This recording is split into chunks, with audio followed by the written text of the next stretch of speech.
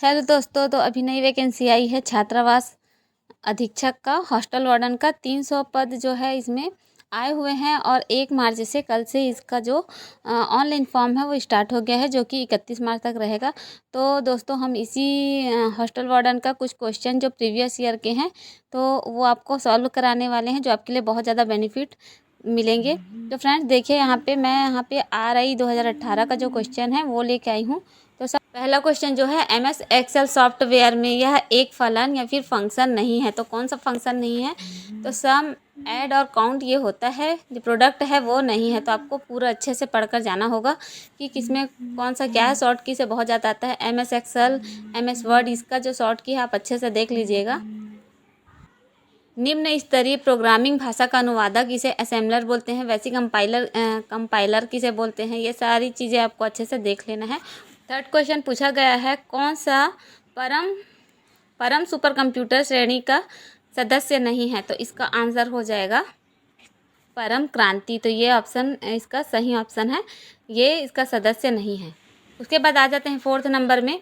तो यहाँ पे पूछा है, निम्न में से कौन सा प्रिंटर आमतौर पर डेस्कटॉप पब्लिशिंग हेतु उपयोग में लाया जाता है? तो ये है लेजर प्रिंटर। आपको प्रिंटर को अच्छे से पढ़ लेना है, क्योंकि प्रिंटर के बहुत सारे टाइप इसमें पूछे जाते हैं। और इसके बाद 5वें नंबर का जो प्रश्न आ गया है, निम्न में से कौन सा ओपन सोर्स सॉफ्टवेयर है? तो इसमें से जो 4 ऑप्शन में से हैकू जो है ये है। उसके बाद आ गया BITS, बिट्स का तात्पर्य, तो उसका फुल फॉर्म है binary digit. Quick time format, ये खाली स्थान के लिए विकसित किया गया था, तो ये है एप्पल आएगा इसका आंसर।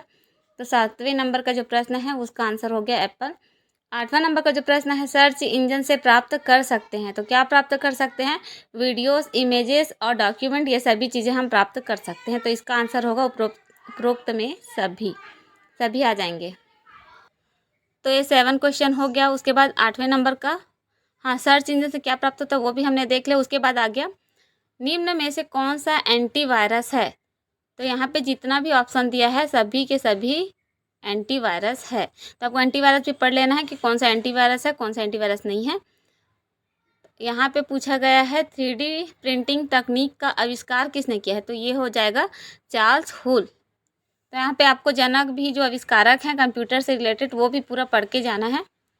उसके बाद आ जाएगा SEO का विस्तार है, इसका फुल फॉर्म पूछा गया है, तो ये है सर्च इंजन ऑप्टिमाइजेशन। इसका फुल नेम यही है। तो आपको फुल नेम, शॉर्ट की सब अच्छे से याद करके जाना है।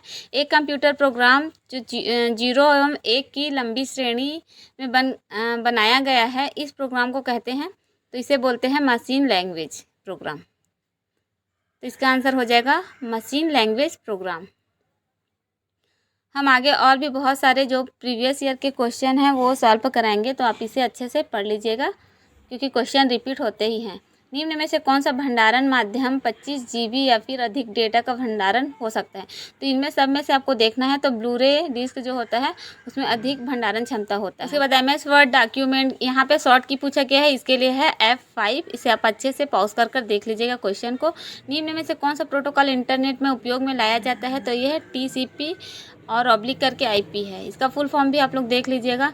जंक ईमेल को कहा जाता है, तो जंक ईमेल को क्या कहा जाता है? स्पूफ कहा जाता है। जल्दी मिलेंगे नेक्स्ट क्वेश्चनों के साथ में, तब तक के लिए जय हिंद।